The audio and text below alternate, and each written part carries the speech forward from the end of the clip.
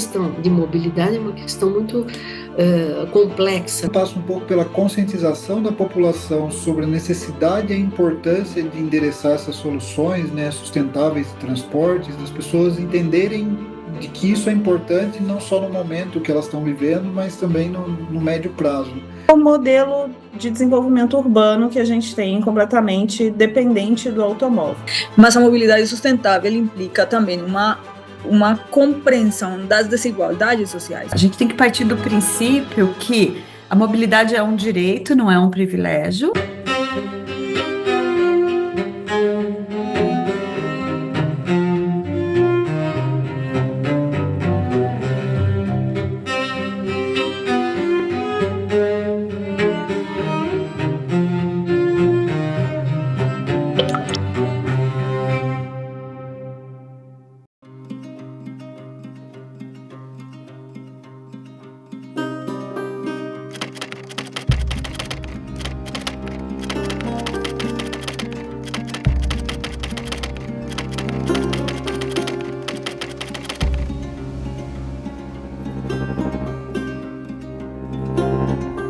A sustentabilidade é um conceito bem mais amplo, né? Implica necessariamente que você claramente diminua as emissões e todo o impacto ambiental, né? A pegada ambiental que os seres humanos estamos tendo sobre o planeta, aonde a mobilidade tem um papel central, particularmente pela emissão de poluentes associados ao uso de petróleo, de gasolina, né, de todos estes combustíveis fósseis que certamente contribuem para aumentar as mudanças, o agravamento das mudanças climáticas.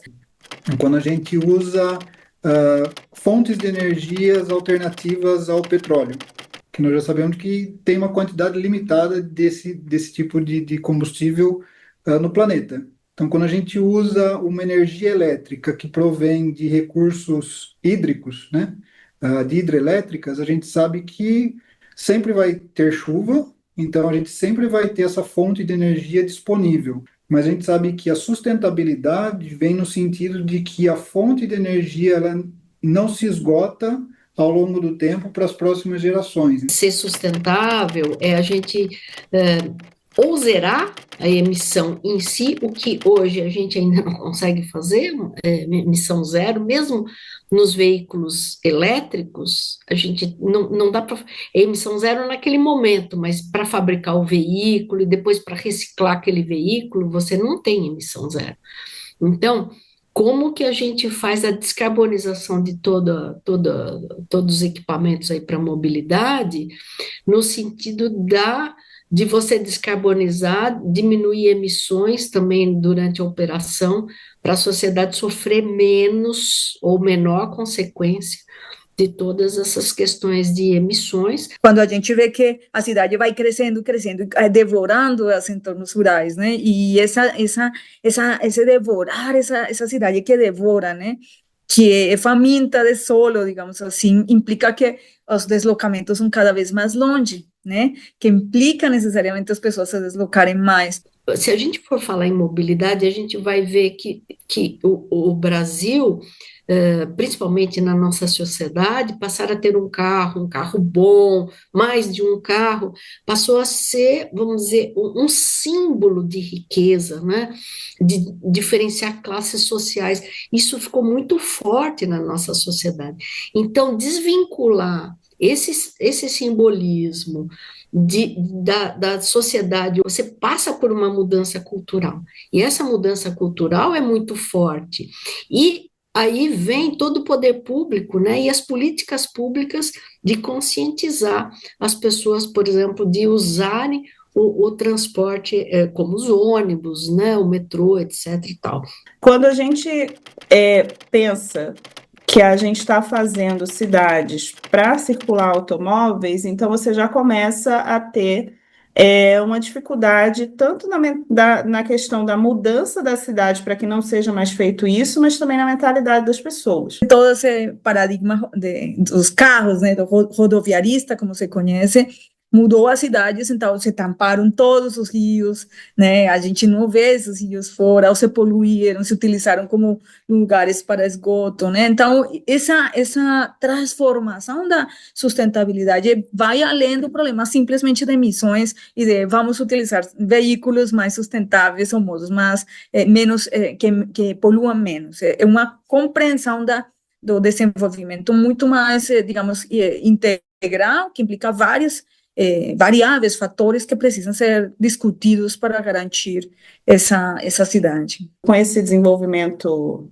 urbano, a gente tem uma expansão urbana muito desordenada, com a ocupação de periferias, né, da periferia mesmo, sem uma infraestrutura adequada, justamente porque as pessoas mais pobres e mais vulneráveis, elas têm que ir morar cada vez mais distante de onde tem uma infraestrutura que a gente considera mínima para viver. Temos uma sustentabilidade ambiental, de diminuição da pegada, mas tem uma sustentabilidade social, de garantir que essas práticas supostamente verdes devem ser apropriadas pelas pessoas, as pessoas devem ter acesso, né, e as pessoas mais vulneráveis nessa relação que é a mobilidade, né. Isso afeta a nossa qualidade do ar, e não só a qualidade do ar, mas um outro ponto que a gente colocou aqui, que eu coloquei aqui, né, então, afeta essa qualidade do ar, principalmente por uma questão de que você vai ter mais emissão de CO2, você vai ter mais carros ali circulando,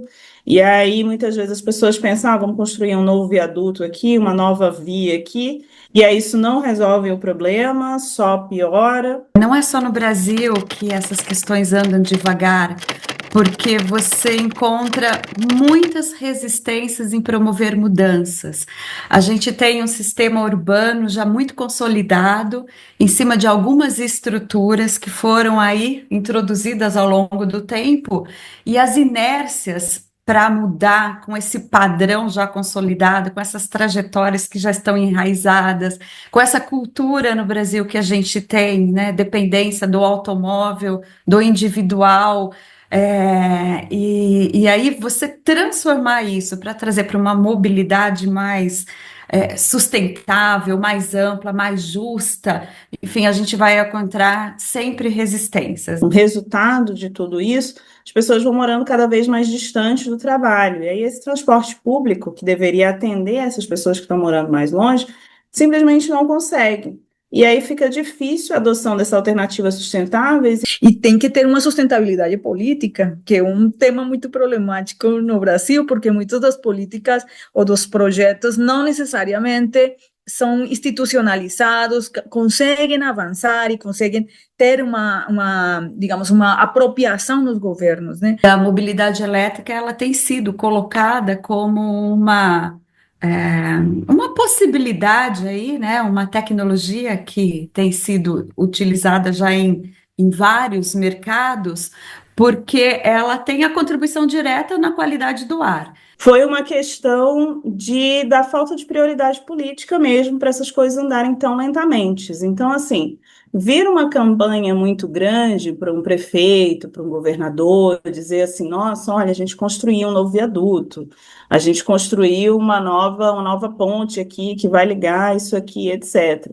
Quando, na verdade, o que a gente está fazendo simplesmente é induzir mais a demanda por esse transporte individual. Mas, em termos da mobilidade, isso vai muito além, porque aí a gente começa a olhar para algo que traz um conforto maior para o espaço urbano.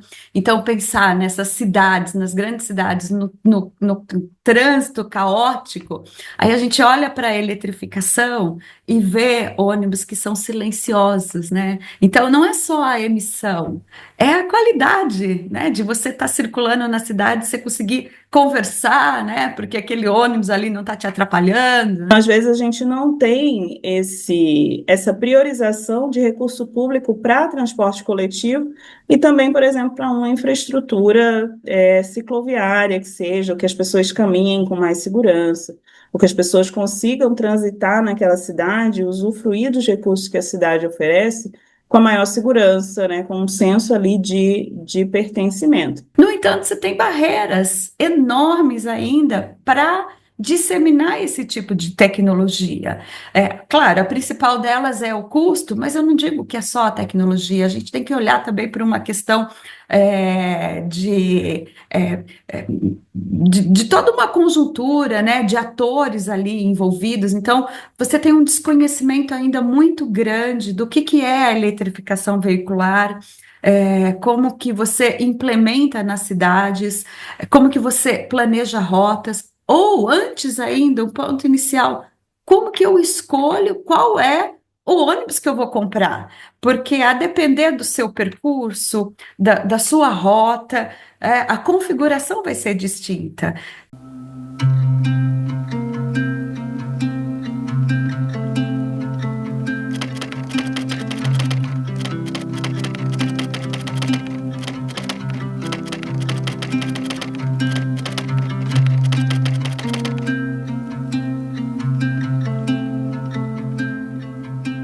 A gente tem como fazer ciclovias, e aí a gente tem como estimular, né, o uso por bicicleta, e aí para diminuir o uso do transporte individual e toda aquela coisa.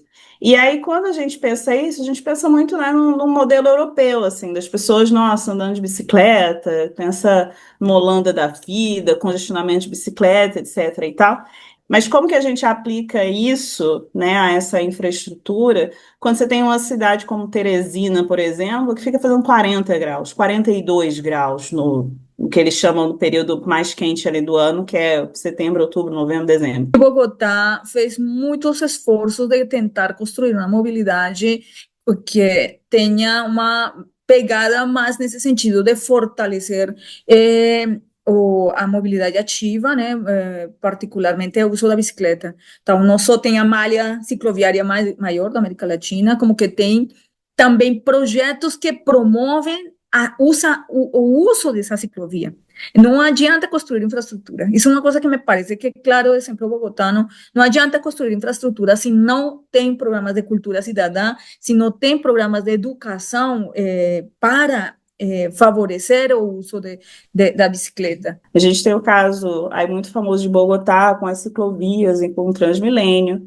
A gente tem, por exemplo, faixas exclusivas aí em várias cidades, São Paulo, Rio de Janeiro, Recife tem adotado também, que demonstram essas soluções que aumentam essa mobilidade, reduzem os impactos ambientais, mas aí a gente tem que ter um equilíbrio aí nessa questão de quanto de oferta a gente está colocando nessa cidade para que as pessoas elas se sintam convidadas a utilizar o transporte público. Bogotá também, e Medellín, por exemplo, cidades que fizeram os metrocabos, né, que é uma experiência que, por exemplo, que no Rio, que poderia ter sido feita, né, no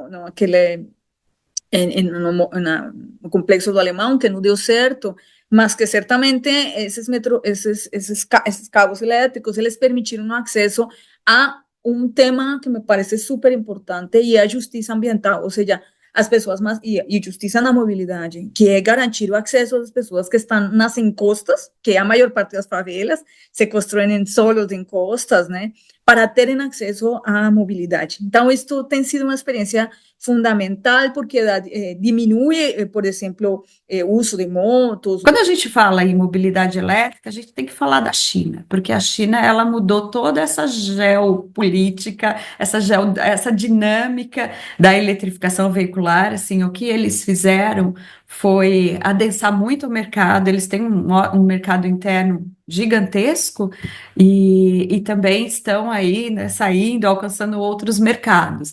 Então, um caso de ônibus elétrico que é vitrine no mundo todo é a cidade de Shenzhen, em que eles eletrificaram 100% da frota, isso são 16 mil ônibus, e a cidade toda, assim, né, é silenciosa em termos desses ônibus. Mas por que que a China fez isso? Bom, claro, ela tem ali o problema das emissões, mas a China olhou muito claramente, de forma muito objetiva, para fortalecer a sua indústria. E ela não foi protagonista na indústria de combustão interna, dependente de combustível fóssil. E então ela viu uma oportunidade. Uma cidade que é um exemplo bem importante é Fortaleza. Eu acho que Fortaleza tenho feito um exercício de tentar construir uma cidade onde a mobilidade é vista de uma maneira mais integral, né? Não só ciclovia, que eles aumentaram o acesso significativamente, acho que é um exemplo brasileiro, né? Mas também, por exemplo, de ter parques, de ter toda uma postura de espaços públicos, de organizar essa cidade. Curitiba é uma cidade que a gente tem que olhar com bastante atenção, e próximos de nós mesmos, é São José dos Campos. São José dos Campos, olha, eles têm ali já ônibus elétricos circulando, né, em uma rota, que são veículos leves sob pneus, mas a ideia da cidade é eletrificar 100% da sua frota, que é de 400 ônibus. São Paulo é um excelente exemplo de avanço no sentido de a maior frota brasileira de ônibus elétricos, que tem uma proposta de ciclovia, há uma discussão, digamos assim, em torno de transformar ou controlar essa mobilidade por carrificada, digamos assim, né, de os rodízios, por exemplo, algumas iniciativas como de parques elevados que foram feitos, ou seja, de tentar transformar uma cidade que é extremadamente grande, uma metrópole. Então, me parece que há um esforço em São Paulo nesse sentido, com muitas tensões, né? Com tensões em torno do papel de quem tem acesso a essa cidade. No contexto que nós estamos vivendo em São Paulo, né, como uma metrópole,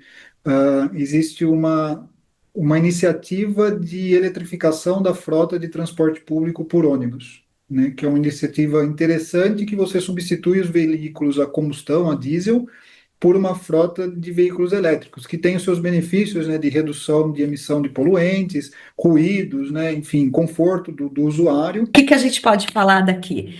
O exemplo, claro, é a cidade de São Paulo, e a gente tem que sempre lembrar o que a cidade de São Paulo está fazendo há mais de 15 anos.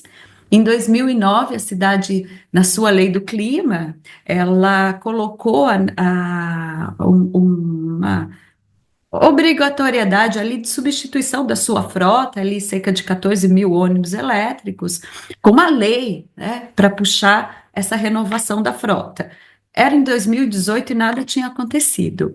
Então, ela foi uma lei que foi ali alterada, um artigo, e a cidade hoje ela está começando já a colher frutos de uma política que é já de longo prazo, visando essa descarbonização do transporte público, com muitas dificuldades, muitas. Então, assim, você vê como o poder público, né, o planejamento urbano, como ele precisa estar sempre ali de plantão, né, e lidando com essas dificuldades. Então, essa iniciativa de eletrificação de transporte público é interessante porque você usa uma fonte de energia renovável, trazendo benefícios do ponto de vista do veículo e para o usuário, do ponto de vista de melhor uso dos recursos. Indo para ônibus, que eu acho que é aquilo que o Estado brasileiro, em termos de política pública, está olhando com muita atenção,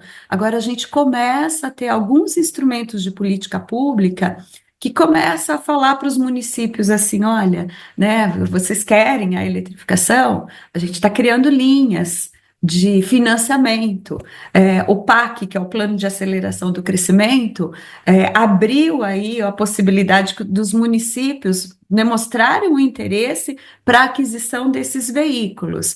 E nós tivemos interesses de compra de mais de 2.000 ônibus elétricos para as cidades. E aí tem algo que a gente, né, estuda na mobilidade, que é justamente que a gente chama de indução de demanda. Então, por exemplo, quando eu induzo a demanda, né, que as pessoas elas veem que tem aquela infraestrutura, elas se sentem mais convidadas a usar aquilo. Então, vai chegar um determinado ponto que a gente vai ter que botar assim, olha, vamos botar mais ônibus na rua, mesmo que a priori os ônibus eles fiquem completamente vazios, né, ou mais vazios no início, mas as pessoas, se elas começarem a perceber que você tem um transporte público de qualidade, e aí quando eu digo transporte público de qualidade, eu não estou falando transporte, né, o ônibus com ar-condicionado. Eu estou falando dela ter uma previsão de horário, dela ter uma boa rota, dela, por exemplo, não passar tanto tempo com o transporte, no transporte público. O Brasil tem um avanço importante em tarifa zero. Eu acho que garantir a acessibilidade econômica para que as pessoas usem os ônibus é fundamental. As tarifas na América Latina são muito caras, particularmente no Brasil são extremadamente caras. Então as pessoas estão saindo dos ônibus indo para as motos, por exemplo, ou para o carro, né? E isso significa que se você não tem transporte público acessível economicamente, mas acessível fisicamente, para que as pessoas possam subir a ônibus ou chegar ao ponto de ônibus, e acessível em termos também de estar, de ter horários, de ter frequência, né? Uma infraestrutura segura e conectada para a bicicleta, né, isso seria um dos primeiros pontos que a gente tem integrado a essa malha urbana, com conexões que sejam eficientes aos terminais de transporte público. Um fato que eu queria levantar de exemplo brasileiro é do etanol, né? O etanol que vem lá dos anos 70, na verdade, né, que era o pró-álcool, foi uma iniciativa disruptiva que a gente teve, e assim, o etanol, se a gente olhar no ciclo todo, ele tem, a gente pode dizer que é uma mobilidade sustentável, quando você olha toda a questão de pegada de carbono, e você olha a produção do motor, a produção do combustível, emissões, e depois reciclagem, você vai ver que ele é muito competitivo no sentido de falar que é uma mobilidade sustentável, né? Então, ao mesmo tempo que você tem assim indicadores de que o mercado está aquecendo, você tem um outro lado também que se essa incorporação for incorreta, você pode quebrar muito, né, da reputação desses veículos, né? Se você não planeja muito, quem são os atores que vão participar? Por exemplo, eu falei do setor de energia, né? E se ele não tiver aí preparado para o fornecimento de energia adequado, porque vai demandar muita energia, você vai ter apagão. O Brasil tem avanços interessantes, né, mesmo para fazer a infraestrutura, né, que são as vias. A gente tem tecnologias interessantes que a gente tem desenvolvido de reciclagem dos materiais, fazer pavimentos permeáveis. Então, o Brasil, nesse sentido, às vezes a pessoa pode imaginar assim, mas as coisas estão todas esburacadas, como que a pessoa está falando de tecnologia? Mas a gente tem algumas tecnologias no Brasil que são de fronteira, então, e que estão voltadas à sustentabilidade. Mas a gente, assim, precisa lembrar que a tecnologia do etanol é brasileira, né? E o motor flex é uma ideia brasileira. A gente consegue fazer o motor flex, que é uma coisa assim que não se imaginava fazer na tecnologia que a gente tem hoje. Eu gosto de dizer assim que a gente tem uma tecnologia maravilhosa que se chama árvore. Então, quando a gente vê árvore, a árvore ela tem essa capacidade, além de dela conseguir, né, equilibrar ali aquele CO2 que está sendo emitido pelos carros, etc., e por nós, mas ela também tem essa capacidade justamente de diminuir a temperatura e deixar aquele clima mais ameno. Então, a gente consegue fazer isso, né, como colocando ali esses corredores verdes.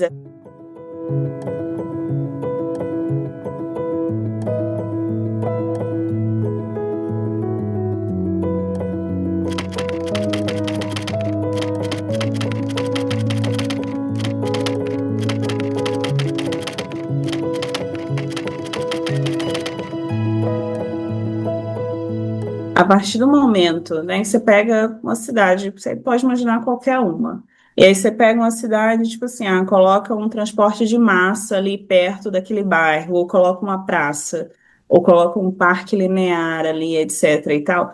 Inevitavelmente, o que vai acontecer com os preços dos imóveis naquela região? Eles vão subir. E aí as pessoas vão ficando cada vez mais distantes, porque a partir do momento que a gente constrói uma infraestrutura que seja, às vezes até uma praça, gente, de tipo assim, nossa, construir uma praça aqui porque a comunidade pediu, etc. e tal, daí o preço de tudo aumenta e muitas pessoas já não ficam mais, não têm mais condições de colocar ali. As pessoas pobres são sustentáveis, e são sustentáveis à força. Esta história de que as pessoas pobres caminham mais, as pessoas pobres usam mais transporte coletivo, né? E portanto, digamos, sua pegada ambiental nesses termos é bem menor do que os setores de classes médias e classes altas. E aí eu acho que a grande grande sacada, digamos assim, é o poder público pensar em como contorna isso, porque eu acho que desse estudo, disso tudo aqui que a gente tem falado, eu acho que esse é o maior desafio, assim, de como que a gente não deixa, né, a população periférica cada vez mais excluída.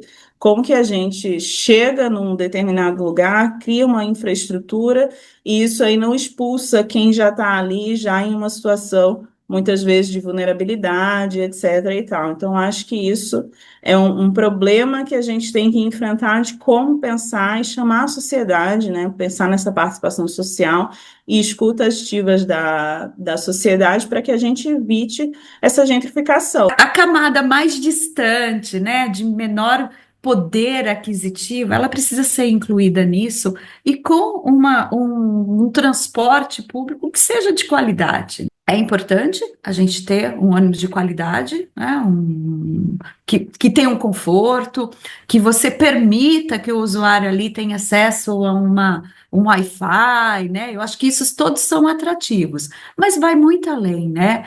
É a questão de trazer rotas que sejam mais inteligentes, aqueles ônibus que ficam ali circulando, por tão longos, né? Longos minutos, horas ali, e o usuário demora para chegar ao seu destino. Então, assim, é uma inteligência nessas rotas, a questão dos horários também. Então, a gente já tem tecnologias de GPS que pode ser incorporada em ônibus, que isso é super importante para que o usuário possa, no seu aplicativo, olhar quanto tempo o ônibus vai demorar para chegar. Então, a gente precisa trazer uma credibilidade maior do transporte público. Eu entendo que o primeiro desafio é aproximar as oportunidades das pessoas, né? Porque você cria a necessidade do transporte à medida que as atividades que a pessoa vai fazer estão longe dela, né? Estão longe o trabalho está longe da residência, o estudo está longe da residência, você cria a necessidade do transporte.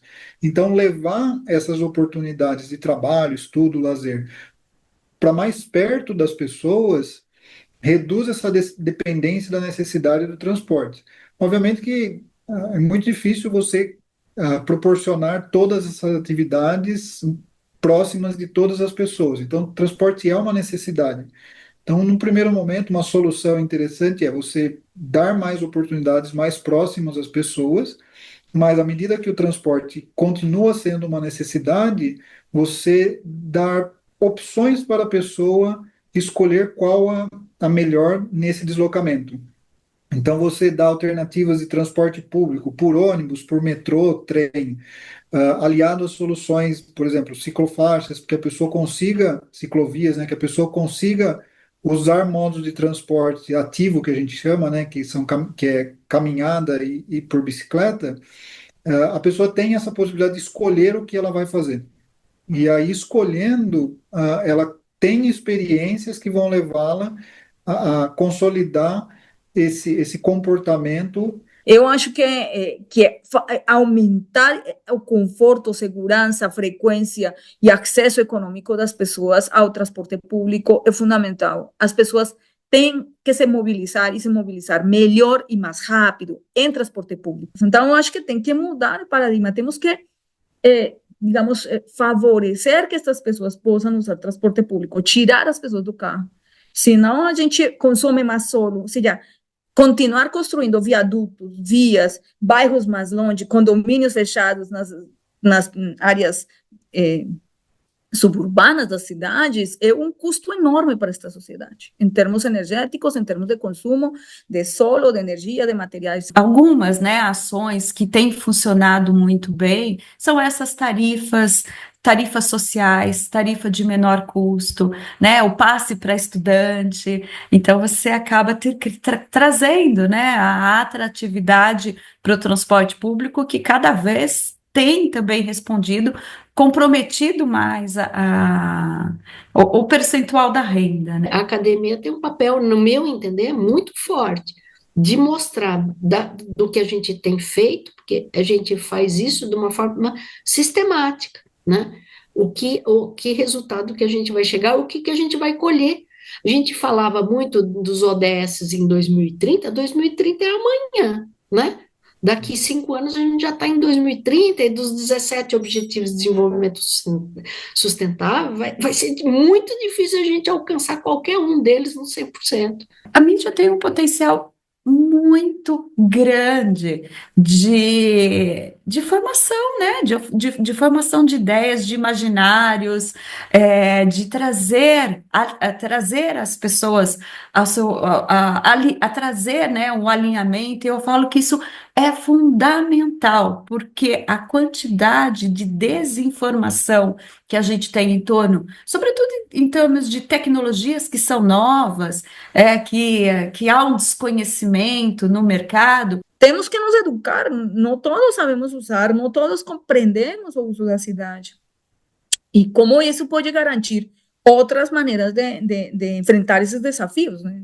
Por exemplo, as ilhas de calor. Como vamos a resolver o problema de ter áreas verdes, de ter, digamos, elementos que nos ajudem a resolver essas crises climáticas se não transformamos nossas práticas? E tem uma coisa que eu costumo muito falar, assim, que, olha, que a gente pensa como uma cidade boa para morar, né? Então a gente vai pensar numa cidade que ela é segura, numa cidade que eu consiga ter um bom sistema de saúde, numa cidade que eu consiga caminhar, que eu consiga ter um parque, que eu consiga conviver com as pessoas, que eu não precise passar 5 horas do meu dia no transporte público. Uma das áreas importantes para a gente falar é toda a questão de, dependendo do equipamento, do uso do combustível que você tem, ou do tipo de equipamento que é feito, como são as emissões, né? O maior desafio é isso, conscientizar da necessidade e do papel desses tomadores de decisão como agentes que vão promover mesmo essa mudança efetiva. Quando a gente fala em mobilidade, a gente sabe o que tem que ser feito, mas muitas vezes o que tem que ser feito não é o que os nossos representantes querem, porque não necessariamente vai garantir as eleições no próximo período eleitoral. Você tem que construir espaços públicos, você tem que fornecer equipamentos próximos a essa moradia que garanta que as pessoas possam se deslocar, é fundamental. A preocupação da gente olhar para o transporte público sempre com o direito e com um olhar bastante particular para essas camadas.